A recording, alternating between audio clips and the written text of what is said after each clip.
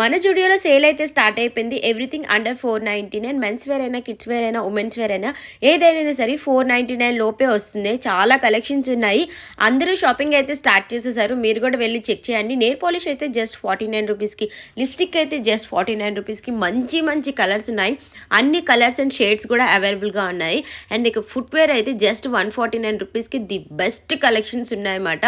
వెళ్ళి వెంటనే చెక్ చేసేసేయండి. బట్ మేము వెళ్ళినప్పటికైతే కొన్ని సైజెస్ అయితే కలెక్షన్స్ లేవు, అయిపోయాయి.